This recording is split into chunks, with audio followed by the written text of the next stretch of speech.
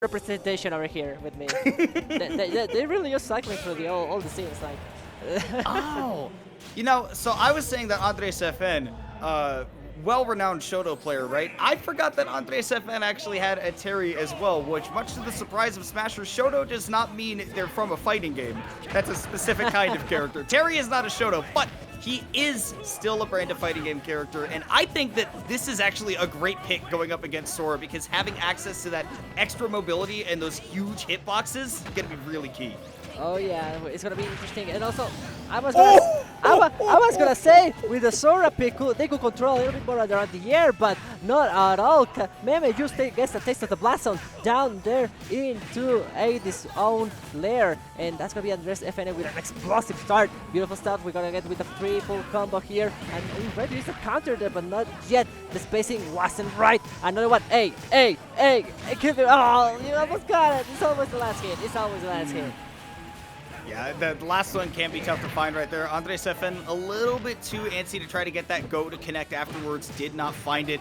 Kameme able to get that counterattack with the forward smash. And now, I mean, kind of right back to an even game, but kind of surprised to see Smashville for game one. I mean, normally we just see people kind of say, okay, Pokemon Stadium 2, whatever, but kind of well thought out from both of these players. Kameme gets great coverage of the center platform, but AndresFn gets to keep the pressure on and build up that damage quick. Oh, indeed. Hold up. I mean, we saw that how destructive that nerd could be, and he is fishing for it. Andres Fortnite, as people call him, also trying to get things going, but he's not cooking. He gets cooked.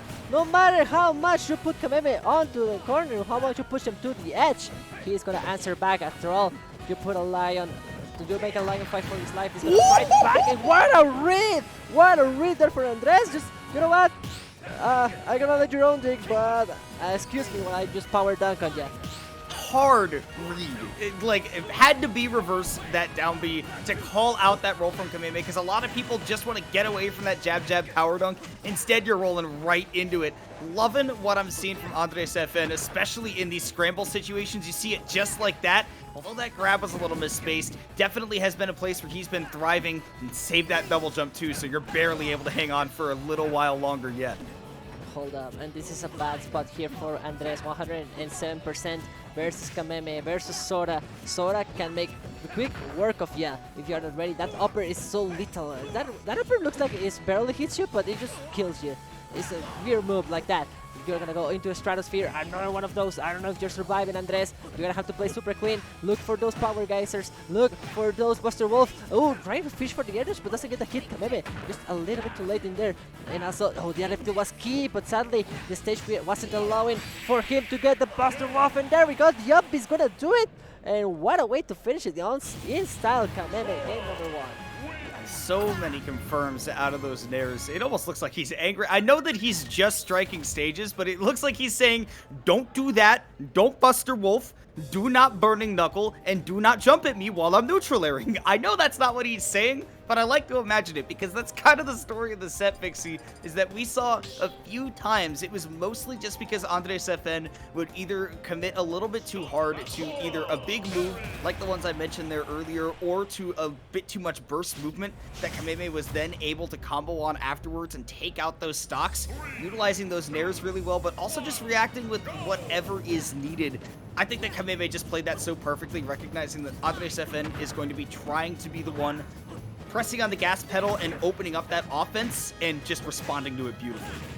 Yep, and now time for the second game. Let's see now if Andres can make the little adjustments, because that damage just piled on constantly. But now, I guess, it's Andres' turn to get here something going here on the ledge. We saw those nairs going. We have a really good show in the first stock in the last game, but Kameme seems to have adapted. He now realizes what's Andres' plan, and he's working really well around it. Even with the go, ooh, the freeze is not gonna work that well for the F-Mash conversions, but it's okay. Still taking advantage here. You put Andres into the ledge, and that's where you want them to go. Up B, and see you later. That's gonna be good night and next stock, sir. Yeah, once again, Kameme just saying, all right, you're up in my face. You want to scrap and scramble with me? My nair is fast, and I get kill confirms at these percents. And normally you'll see, right, that the Terry players will just kind of go for some fake aggression to try to set up for something that will allow that go to connect, right? Opponent overcommits, and then you just respond with either the Buster Wolf or the Power Geyser. But Hasn't been the case so far. AndresFn hasn't gotten a clean hit in with them, trying to call out some kind of non-committal movement from Kameme, but still not closing out the stock just yet. There we go, though, out of the jab, down tilt, and then into the burning knuckle. Loving that from Andres. This is an even match now. Every time I say that, they get hit and convert it to big damage. Like, I swear to God, these people can, I cannot say anything because the opposite happens. But still, Andres making sure to get that beautiful crack shot. A little bit of damage, slowly building up. Both of them just swerving, swaying, just dancing around each other's range. Gets to get off the 3-hit combo, but not enough to convert it to something else. Taking slowly the advantage, swerving in and out, trying to use that air momentum to make it hard to hit, but also finding a nice hit with the 3-hit combo again. Put him in the clutch, put him in a bad spot. Blizzaga is out. Are we gonna see some magic here? Nah, you're gonna have to deal with that. Andres opting for the high recovery. I like the idea, but no chase down yet. And Andres is also doing such a good job of reading Kameme's drift and movement in the advantage when Kameme is on the forefront, but you mess up one single time, and again, those neutral airs will just lead to the conversions. We've seen those neutral airs into the up B, just able to close out that stock 3 times now already in this set, and we're not even done with game 2. And here we go, some damage for Andres. Got to get this ledge trap started. Had some great reads on Kameme's movement when he is in the disadvantage. Now we've got to see what Andres can do when he is in the advantage. Can he start capitalizing harder? Oh, no. Ay, ay, ay, gente, mi gente. Se nos está cayendo su héroe. Aquí esto es terrible. Se pinta de color hormiga y santo cielo. That's gonna be it. Sadly, the recovery is not gonna allow for that. And Kameme takes game number 2 quite, I don't want to say easily, but just smooth and clean. Convincingly. I don't think that there's any question that Kameme was just really in control for that whole match. I mean, had longer combos, was getting hit a little bit less frequently than Andres was, and, you know, yeah, just wasn't getting hit for as much damage when Andres got those openings. And that's normally what you expect from these FGC characters, is that they're going to get a ton of damage. They're going to hit you once, and maybe it's not even a super long combo, but once you're in the disadvantage, you're going to get carried for like 60, 70, 80% by the time that you're out of there and you're able to get your feet back on solid ground. But we just haven't seen Andres able to keep that pressure up.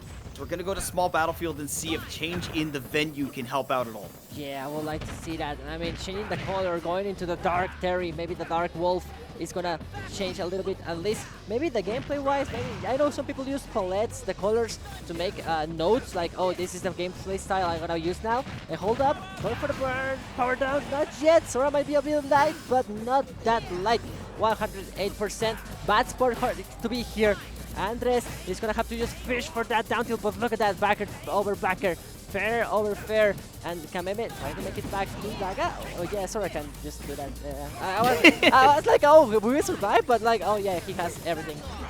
Sora goes where he pleases. He does not trifle with your silly stages. He can just continue to fly and fly.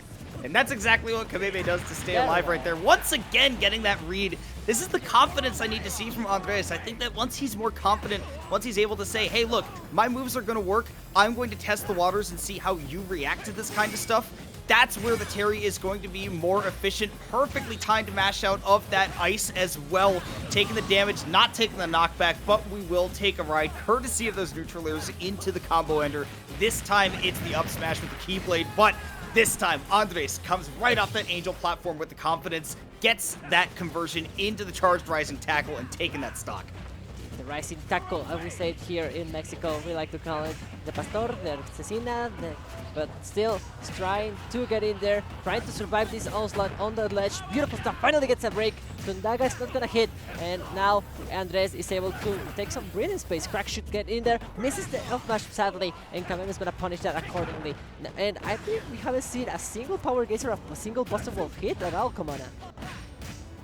Yeah, we haven't seen the Go able to connect, and once again, Kameme getting the conversions into the up smash. We've just seen those be such big combo starters, and why you have to be so careful using those air-to-airs and even ground-to-airs, right? Because Sora can get those things started on you, whether you're in the air or on the ground. You will get looped, and that's one of the big reasons we haven't been able to see the go mode, is that those conversions have been coming out at consistent percentages, and really against Sora, there aren't easy openings to convert into those go moves, because Kameme's not staying on the ground to get Buster Wolf. You've got to be to get that command grab, at least I do believe, and that power guys are obviously so committal, and Kameme constantly stays at that range where you're not just going to be able to throw it out and surprise him.